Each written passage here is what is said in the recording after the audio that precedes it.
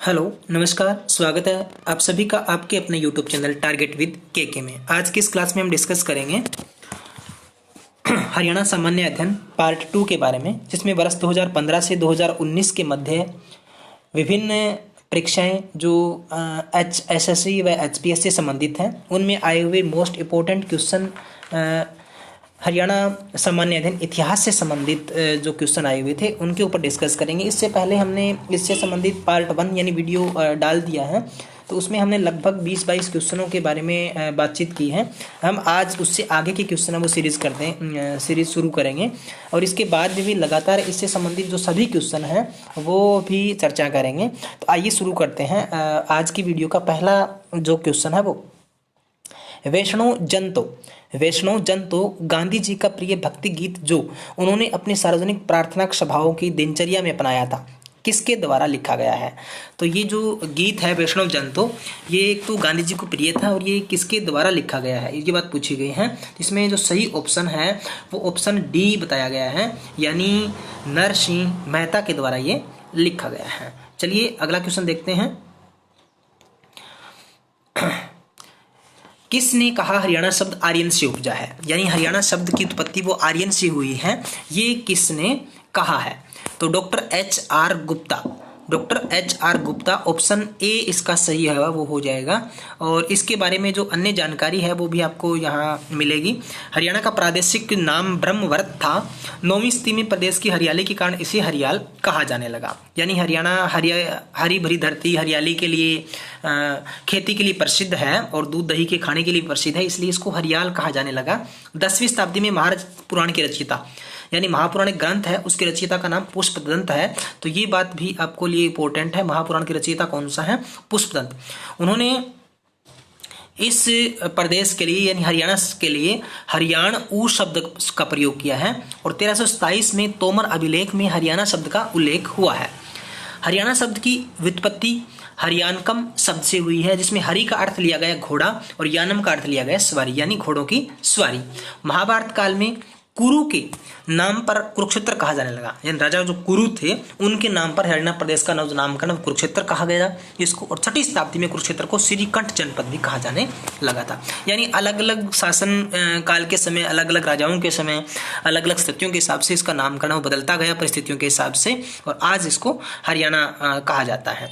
अगला क्वेश्चन है, कुरुक्षेत्र के युद्ध का वर्णन धृतराष्ट्र को किसने सुनाया? बिल्कुल इजी सा क्वेश्चन है, आई होप आप लोग सब जानते हैं। तो संजय ने सुनाया था। संजय को दिव्य दृष्टि प्रदान थी इस काम के लिए, तो उन्होंने इसके जो पूरा का पूरा जो वर्णन है वो अंधे धृतराष्ट्र को युद्ध में सुनाया था। तो इसका जो उत्तर है वो संजय हो जाएगा। लाइव टेलीकास्ट संजय ने इसके लिए किया। अगला क्वेश्चन है इसमें, हरियाणा की स्थापना कौन सी संसदीय समिति की संस्तुति पर की गई थी? इसका जो सही ऑप्शन है वो ऑप्शन ए हो जाएगा, यानी हरियाणा राज्य की स्थापना है वो सरदार हुकम सिंह समिति की कृपा से की गई थी। तो इसमें सरदार हुकम सिंह के कहने पर ही संसद ने सीमा आयोग का गठन किया था और सीमा आयोग के अध्यक्ष है वो JC शाह जी थे। तो अगला क्वेश्चन है, आज का हरियाणा ब्रिटिश शासन के नियंत्रण में किस वर्ष में आया था? तो बिल्कुल इजी सा क्वेश्चन है, पहले भी इसके हम जिक्र कर चुके हैं। तो 1803 में आया था। लगभग 1800 ईस्वी में ईस्ट इंडिया कंपनी भारत आई थी। 1803 है उसमें ईस्ट इंडिया कंपनी, यानी अंग्रेजी शासन कह सकते हो या अंग्रेज कह सकते हो, उनकी कंपनी भारत में आई थी और जो इसका नाम ईस्ट इंडिया कंपनी रखा गया था। तो वो 1803 में भारत में आई थी और उसी समय ब्रिटिश शासन के अधीन में हरियाणा प्रदेश आ गया था। और एक बात और इसमें हम जानकारी के लिए बता दें कि अगर पूर्ण रूप से पूछा जाए कि पूर्ण रूप से जो अंग्रेजी तो इसमें पूर्ण रूप से जो अगर पूछा जाए कि हरियाणा अंग्रेजों के कब अधीन में आया तो पूर्ण रूप से 1809-10 में जो पूर्ण रूप से है वो अंग्रेजी शासन के अधीन में हरियाणा को ले लिया गया था। अकबर और अगला प्रश्न है, अकबर और हेमू के मध्य प्रसिद्ध पानीपत की दूसरी लड़ाई कब हुई थी? तो इसमें ऑप्शन सी है, 1556 ईस्वी में अकबर और हेमू के बीच में पानीपत का जो प्रसिद्ध दूसरा युद्ध है वो लड़ा गया था और इसमें बाबर की विजय हुई थी। ठीक है, इसमें आगे देखिए। हाँ, इसके बारे में जो बाकी जानकारी है, पानीपत का दूसरा युद्ध 1556 में हेमू अकबर के बीच में हुआ था। अकबर की विजय हुई थी और अकबर की मृत्यु 1605 में हो गई थी। पानीपत का तीसरा युद्ध 1761 ईस्वी में अहमद शाह अब्दाली व मराठों के बीच में हुआ था, जिसमें अहमद शाह अब्दाली की विजय हुई थी। निम्नलिखित में से हरियाणा के किस नगर पर तैमूर ने आक्रमण किया था? तो इसमें सभी ऑप्शन इसमें दिखाए गए हैं, यानी जिसमें ये कहा गया है कि हरियाणा के जो बाकी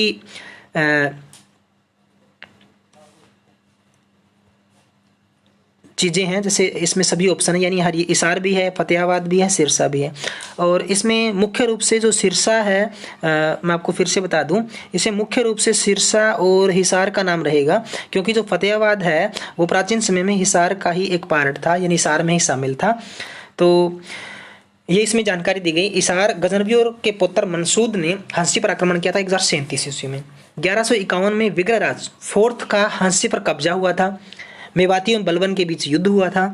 1932 में जाटवा नाम के राजपूत के नेतृत्व में गोरी सेना के साथ युद्ध हुआ हांसी में। तो ये भी इंपॉर्टेंट जानकारी है, और ये हांसी से संबंधित है। और सिरसा से संबंधित है, नवाब नूर मोहम्मद व अंग्रेजों के बीच में 1857 को युद्ध हुआ था। ये तमाम जानकारियाँ बताती है कि ये इसमें तमाम ऑप्शन है वो सही है, यानी जो तैमूर ने आक्रमण किया था हरियाणा के सभी प्रदेशों पे लगभग। तो ये अलग अलग जानकारी। कंडक्टर 2017 का जो एग्जाम हुआ था मेल का, उसमें ये आया हुआ था। अगला क्वेश्चन है, निम्नलिखित जिलों में से किसने हड़प्पा सभ्यता का राखीगढ़ी स्थल खोदा गया था? तो आई होप सब जानते हैं, काफी इंपॉर्टेंट भी है और काफी बार ये क्वेश्चन आया हुआ है। ए ऑप्शन इसका सही है। हिसार का राखीगढ़ी स्थल है, वहाँ हड़प्पा सभ्यता से संबंधित प्राचीन जो अवशेष है वो मिले हैं। इसमें राखीगढ़ी का टीला है, जिसमें मोहनजोदड़ो या मोहनजोदड़ो नाम भी कई बार आता है, उससे संबंधित प्राचीन या पुरानी जो कलाएं हैं वो मिली है, वस्तुएं मिली हैं। इसमें अलग अग्रोहा का टीला, यहाँ भी खुदाई में जो JS खत्री व आचार्य श्री आचार्य के मार्गदर्शन से 1979 से 1984 तक जो खुदाई है वो हुई है। सीसवाल का टीला, यहाँ से भी प्राप्त मृद भांडों को दो मुख्य सांस्कृतिक स्तरों में विभाजित किया गया है, जिसमें इसमें अलग अलग चीजें खुदाई में मिली है। लोटा, नोकदार, चपटे, किनारे वाले कटोरे आदि, यानी कई प्रकार के जो बर्तन है यहाँ पे खुदाई में मिले हैं।